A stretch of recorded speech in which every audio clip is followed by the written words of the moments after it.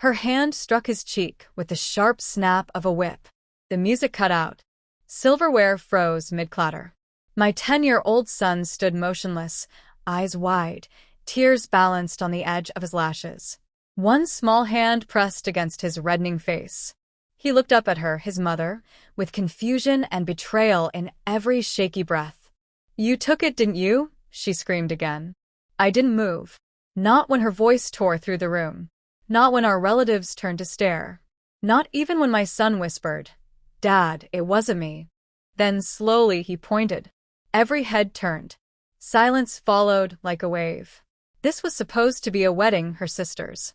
A missing $1,000 ring had turned celebration into accusation. And somehow, our boy was cast as the thief. I stood there in my black suit and watched everything crumble.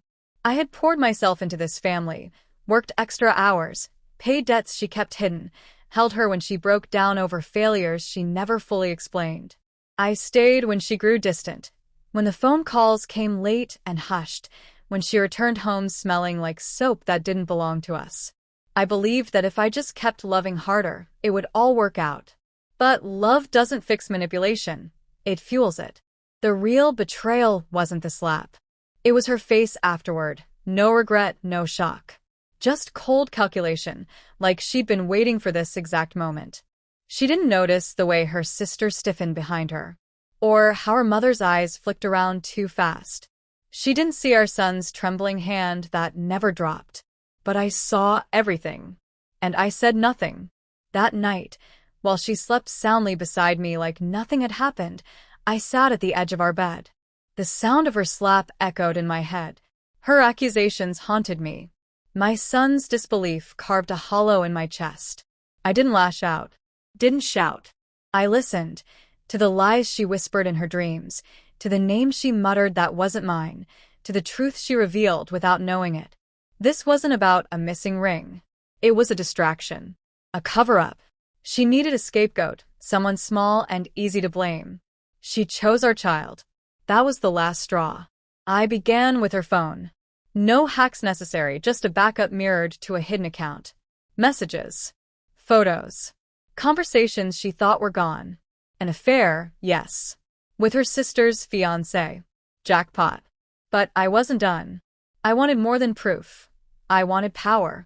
Credit reports. Bank records. Hidden purchases. Quietly, she'd been siphoning off money, my money, into a private account using her maiden name. She had an exit strategy. The wedding was supposed to be her launch. And she thought I wouldn't see it coming. She set out to destroy me in court, drag my name through the dirt, and walk away with our son branded as a thief. But time was on my side now. I had the motive. I had the silence. Quietly, deliberately, I reached out to her sister. She already had doubts, suspicions she hadn't voiced. I didn't need to say much, just showed her 2 photos. One of the ring that had vanished, and another of that same ring, gleaming on her fiancé's finger in a hotel bathroom 3 days before the wedding. She didn't break down. No tears. No yelling. She only asked, "How far are you willing to go?" "All the way," I replied. The wedding day unfolded like a dream. The venue was flawless. Champagne spilled into glasses. Cameras clicked. Everything was poised for the perfect ceremony, except the ring vanished. Just as expected. My ex-wife performed her part with conviction. Accusations, slaps, tears, a storm of emotion. And my son? He followed the script we rehearsed. Only this time, when he pointed, it wasn't at her. He pointed at the groom. A wave of gasps swept the room. Confusion. Stunned faces. Then her sister rose from her seat, raised her hand, and dropped the real ring onto the table. No drama. No theatrics. "It was never lost," she said coldly. "Nice try." Then she turned to the crowd, voice calm but steady. "My husband and my sister have been having an affair," she said. "Here's the proof." She tapped her phone. The slideshow began.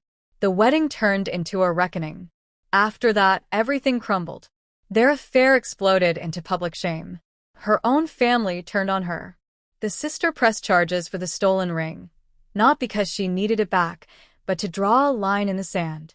I filed for full custody, backed by undeniable evidence. She tried to spin it, claim I'd orchestrated it all. But every message, every transaction, every lie laid bare the truth. She lost everything she tried to use as a weapon. Her reputation, her secret relationship, her child's trust. And me? I never shouted, never touched what wasn't mine, never raised a hand. Just let the truth cut clean. They say revenge is best served cold. They're wrong. It's best served with precision, with restraint, with silence that screams louder than any outburst. Because when that ring clinked onto the table and her world collapsed under its weight, it wasn't just a loss. It was exposure. I still hear my son's voice sometimes. Dad, it wasn't me.